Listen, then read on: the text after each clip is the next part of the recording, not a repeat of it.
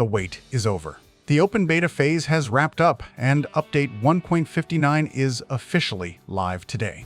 So this is the moment. Go ahead, update your game, move over to the latest version, and then take a proper look at what's changed. Let's start with something you'll actually feel pretty quickly, the to-road feature. If you've ever tipped your truck or got stuck in a weird spot, you already know how disruptive that could be. Before, recovery meant a full process. You'd get pulled out of your drive, sent somewhere else, and it kind of broke the rhythm. Now, it's immediate. You reset, and you're back on the road. Just like that. No long interruption. No detour away from what you were doing. And after using it a few times, you start to notice something subtle. Your driving sessions feel smoother. You stay in that flow state longer without being forced out of it. And that right there is one of the key ideas behind this update. Less interruption, more continuity.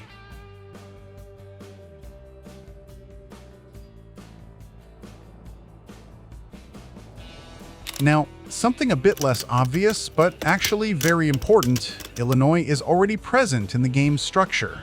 Not fully playable yet, but it's there in the background. And this usually tells you a lot about what's going on behind the scenes. Because developers don't just drop map data in early for no reason. This is preparation. They're aligning everything now, so when the DLC officially releases, it integrates cleanly. No massive patch, no sudden changes to the map system. It just fits. And from a technical point of view, that also helps with performance and stability when new content arrives. So instead of reacting later, they're setting things up in advance.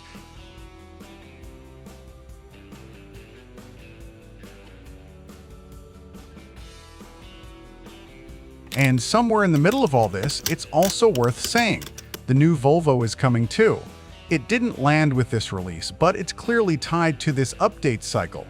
So while 1.59 focuses more on systems and structure, there's still content right behind it, ready to follow.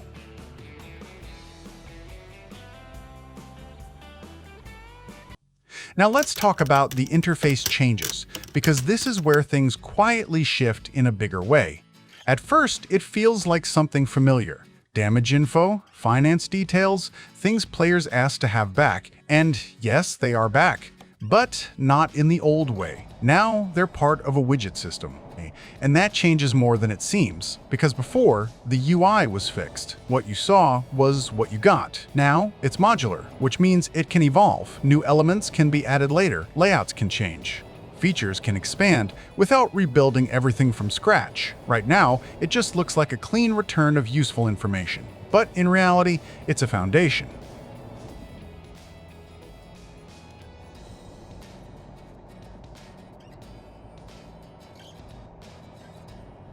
The skill system redesign follows a similar idea. Cleaner layout, better spacing, easier to read. But the real difference is clarity. You can actually see your progression path now, where you are, what's coming next, and how each upgrade connects to the bigger picture.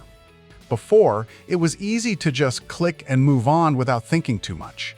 Now, it encourages you to think ahead, to plan your progression instead of just reacting. And when you connect these changes, the widgets, the clearer menus, the smoother navigation, you start to see a pattern forming. Everything is becoming more structured, more readable, more consistent. And that matters not just for convenience, but for accessibility. Because this kind of design works extremely well beyond just keyboard and mouse. Nothing official has been confirmed, but it's hard to ignore the direction. Menus are easier to navigate. Information is clearer at a glance. Inputs feel more forgiving. All of that lines up really well with controller-based play.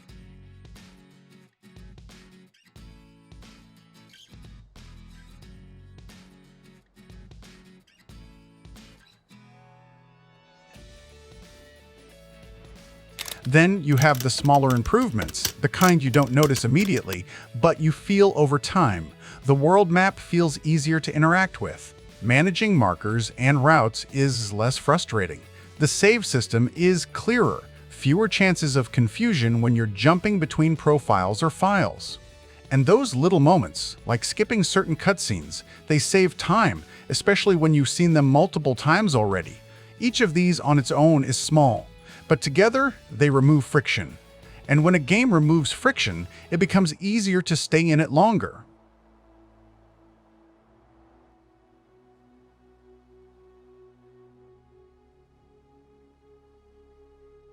Even the audio changes follow that same direction. Traffic sounds feel more balanced now. Less aggressive engine noise, more subtle environmental sound, small variations in things like honking. It doesn't try to grab your attention, it just sits in the background and makes everything feel a bit more natural. And during long drives, that matters more than you might think.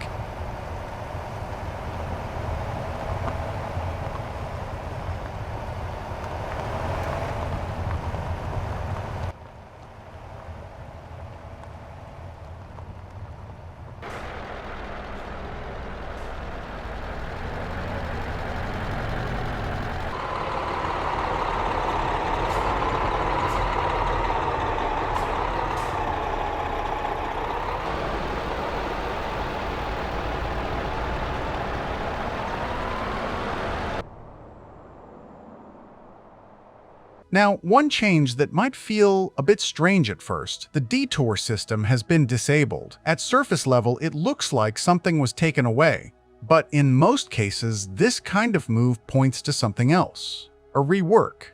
Instead of patching a system that isn't quite working, it gets pulled back completely, so it can be rebuilt properly, which usually means when it comes back, it's going to be more stable, more meaningful, and better integrated into gameplay.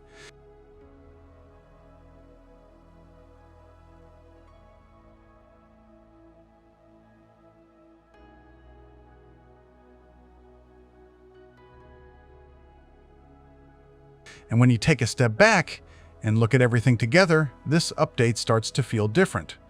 It's not trying to impress you instantly. It's not built around one big feature. It's built around improvement, smoother gameplay, cleaner systems, more flexible design, and most importantly, preparation. Because with Illinois being set up in the background, with the UI becoming modular, with gameplay feeling more refined and less interrupted, this feels like a bridge between where the game is now and where it's going next. So, yeah. At first, it might not feel like a massive update, but give it a bit of time. Drive a few longer jobs, interact with the systems, notice how things flow, and then it starts to click. This update isn't trying to stand out loudly, it's quietly reshaping the foundation so that whatever comes next fits into it perfectly.